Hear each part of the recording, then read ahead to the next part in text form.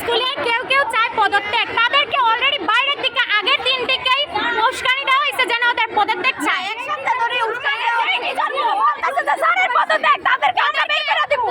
আমাদের এই ক্লাস এরা ক্লাসেই আসে না ভালো করে, তো আমাদের তাহলে আমাদের প্রিন্সিপালের পদত্যাগ কিভাবে বাইরে থেকে বহিরাগত মানুষ এসে কিভাবে ওরা চায়, ওরা কিভাবে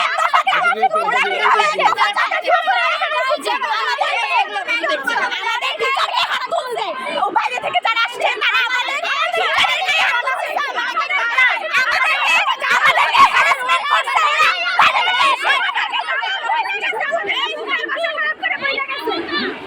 বাইরের ছেলেরা এসে কিভাবে এই কলেজে আমরা নতুন পড়তে আমি ভর্তি হয়েছি টিচারের কথা শোনা।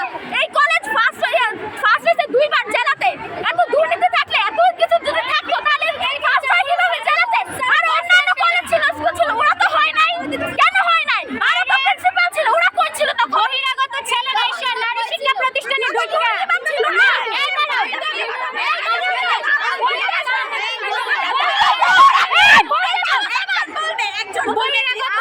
বহিরাগত ছেলেরা ঢুকা এই স্কুলের নারী শিক্ষা প্রতিষ্ঠানে মেয়েদেরকে বলে দালাল, মেয়েদেরকে বলে নাকি দরজাল। আমরা দালাল? আমাদের স্যারকে আমরা চাই, আমরা দালাল। স্যারকে আমাদের ঘরে ঘরে টাকা দিয়ে আসে যে আমরা দালালগিরি করতেছি।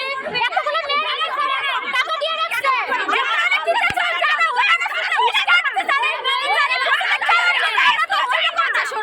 তো আপনারা একটা মানববন্ধন বা একটা বিক্ষোভ করেন, আমাদের